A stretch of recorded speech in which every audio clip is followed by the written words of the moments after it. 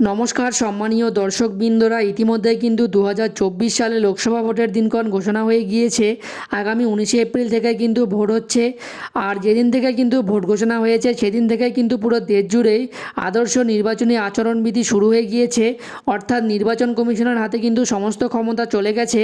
এবার ভোট ঘোষণার ফলে নির্বাচন কমিশনের হাতে কি কি ক্ষমতা গেল, কি কি আচরণবিধি আইন লাগু হলো, সরকার কি কি করতে পারবে, কি কি করতে পারবে না, বা লক্ষ্মীর ভাণ্ডার, বৃদ্ধ ভাতা, বিধবা ভাতা, প্রতিবন্ধী ভাতা, মানবিক পেনশন ভাতা ইত্যাদি যে সমস্ত প্রকল্পগুলি রয়েছে তাদের টাকা দেওয়া বন্ধ হবে কি না, এবং লক্ষ্মীর ভাণ্ডারের যে টাকা বাড়ার কথা তা বাড়বে কি না, বিস্তারিত তথ্য দেখিয়ে দেবো আজকের ভিডিওতে। তাই ভিডিওটি শেষ পর্যন্ত অবশ্যই দেখবেন।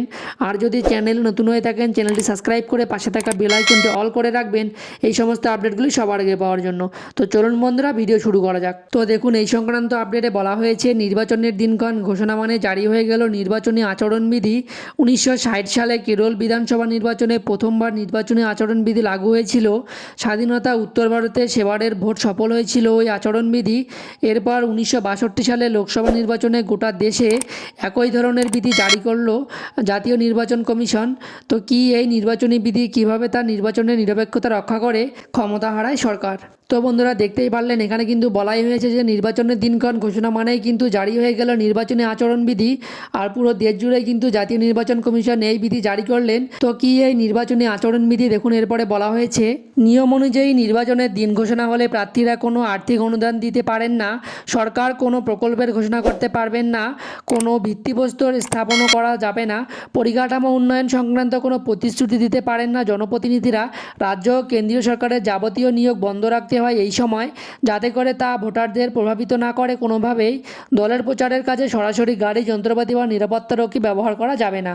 তো বন্ধুরা, দেখতেই পারলেন এখানে কিন্তু বলাই হয়েছে যে নির্বাচনের দিনক্ষণ ঘোষণা হলেই প্রার্থীরা কিন্তু কোনো রকম আর্থিক অনুদান দিতে পারবেন না, সরকার কোনো নতুন প্রকল্পের কিন্তু ঘোষণা করতে পারবেন না, এবং কেন্দ্রীয় ও রাজ্য সরকারের যে যাবতীয় নিয়োগগুলি রয়েছে সেগুলি কিন্তু বন্ধ রাখতে হবে এই সময়। তো বন্ধুরা, এই নিয়মগুলি কিন্তু নির্বাচনী আচরণবিধিতে বলা হয়েছে। তো দেখুন এরপরে বলা হয়েছে পাশাপাশি পুরসভাগুলি রাজনৈতিক দল নির্বিশেষে প্রচার সভার জন্য জায়গা দিতে বাধ্য।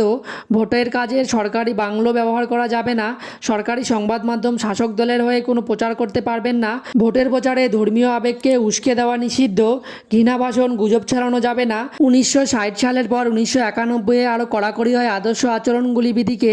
যাবতীয় বিধি বা সতর্কতা জারি থেকে ভোটের ফল ঘোষণা পর্যন্ত প্রার্থী এবং রাজনৈতিক দলগুলি এই বিধি না মানলে পদক্ষেপ করতে পারবে নির্বাচন কমিশন।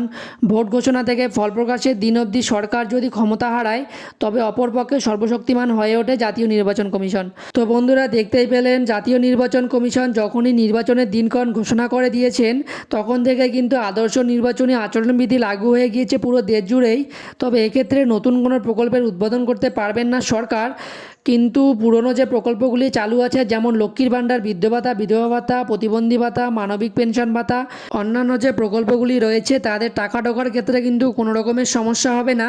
আপনারা যেমন যেমন মাসে মাসে টাকা পেয়ে আসছিলেন ঠিক তেমনই কিন্তু আপনারা টাকা পেয়ে যাবেন। তাছাড়াও অন্যান্যভাবে আপনারা যে সরকারি সহযোগিতাগুলি পেয়ে থাকেন সেক্ষেত্রে কোনো সমস্যা হবে না।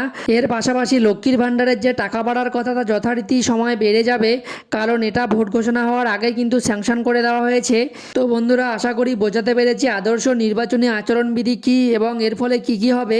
তো এই গুরুত্বপূর্ণ আপডেটটি আপনাদের দেওয়ার ছিল। যদি ভিডিওটি ভালো লেগে থাকে ভিডিওটি অবশ্যই একটি লাইক করার পাশাপাশি চ্যানেলটি সাবস্ক্রাইব করে রাখবেন, এবং ফেসবুক পেজ থেকে দেখে থাকলে পেজটিকে অবশ্যই ফলো করে রাখবেন এই সমস্ত আপডেটগুলি সবার আগে পাওয়ার জন্য। ধন্যবাদ।